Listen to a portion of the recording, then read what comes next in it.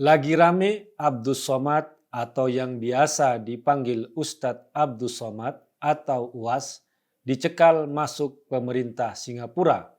Pro dan kontra pun berdatangan.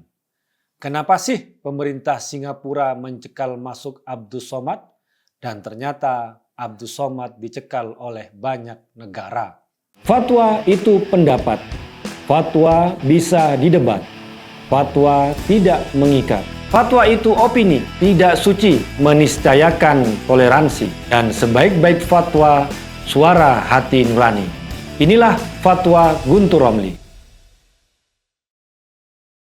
Assalamualaikum warahmatullahi wabarakatuh. Salam sejahtera untuk kita semua. Shalom, shalom alaikum, om swastiastu, namo buddhaya, rahayu, rahayu, salam Nusantara.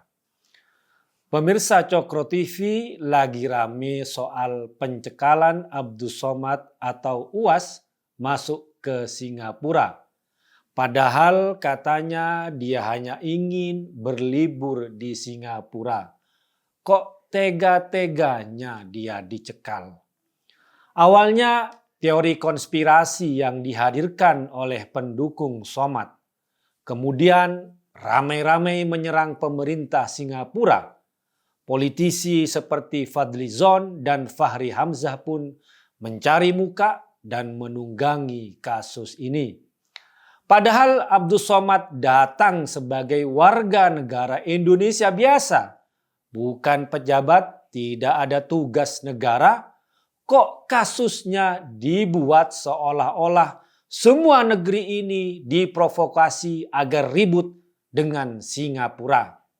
Karena itu, saya setuju dengan cuitan dari akun Gus Nadir, Rois Syuriah PCNU Australia dan Selandia Baru yang mengatakan orang mau libur ke luar negeri dengan keluarganya, tidak mewakili pemerintah, tidak pula mewakili masyarakat dalam event tertentu, tidak pula diundang oleh warga setempat.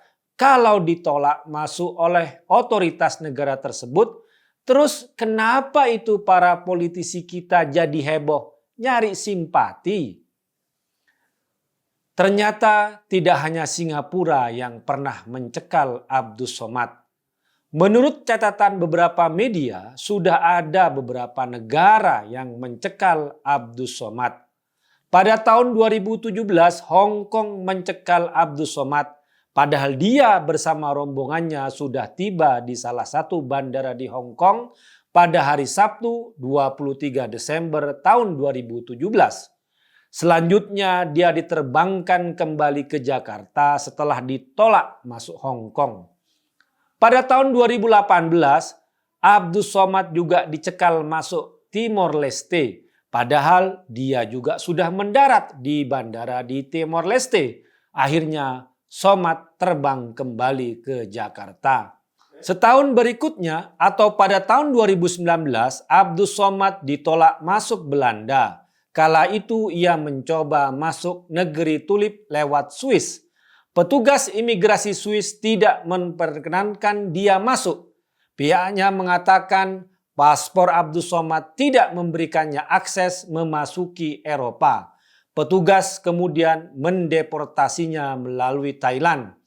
Somad waktu itu merasa kebingungan lantaran dia bahkan tidak pernah mengunjungi Eropa sebelumnya. Nasib itu menimpanya lagi ketika berupaya singgah di Jerman pada Oktober 2019. Lagi-lagi Somad menghadapi permasalahan terkait dokumen juga saat mengunjungi Inggris. Saat itu dia bahkan tidak diizinkan menumpang pesawat Royal Brunei.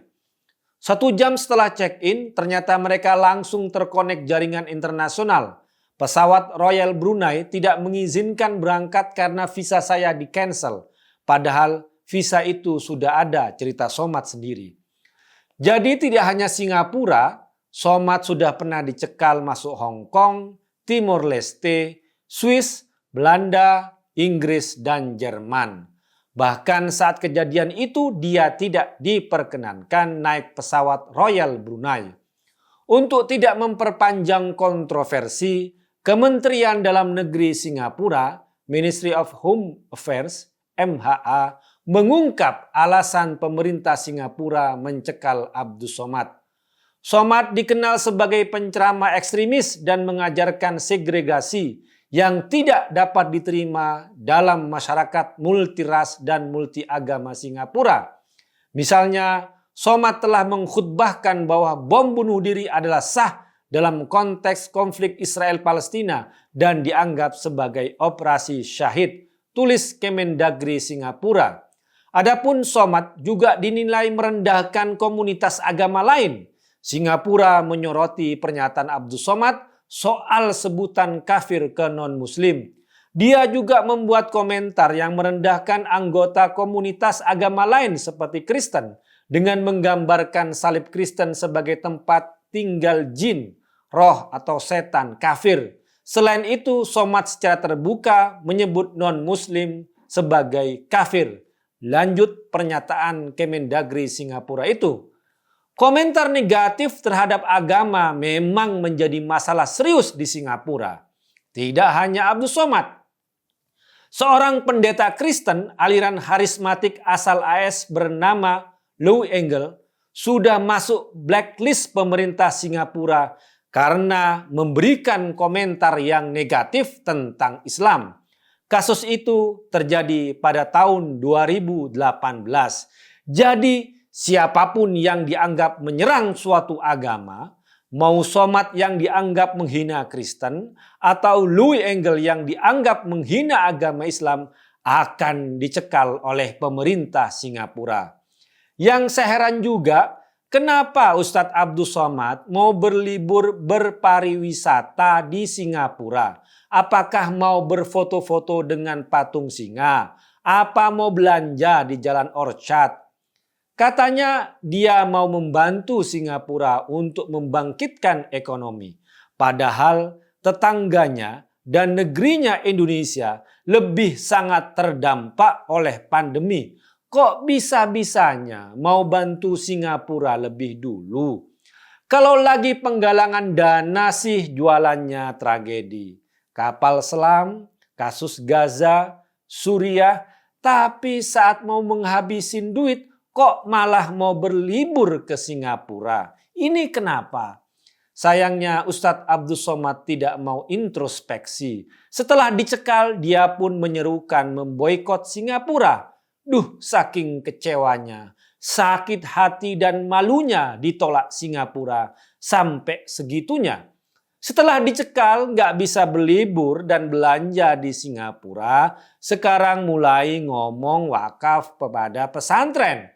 Padahal sebelumnya juga berbusa-busa ngomong tentang sedekah dan wakaf, malah mau liburan dan belanja ke Singapura. Sekarang mau boikot Singapura. Duh, jangan-jangan diketawain patung singa. Oh ya, tuduhan Islamofobia pada Singapura juga tidak akan mempan.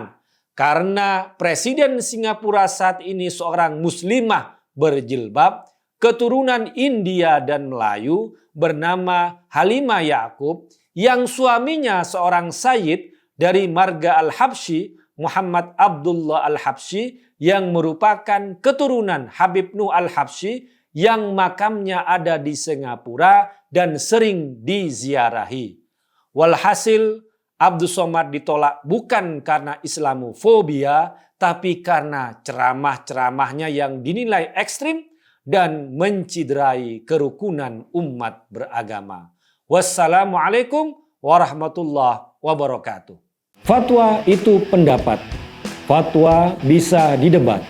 Fatwa tidak mengikat. Fatwa itu opini, tidak suci, meniscayakan toleransi. Dan sebaik-baik fatwa, suara hati nurani.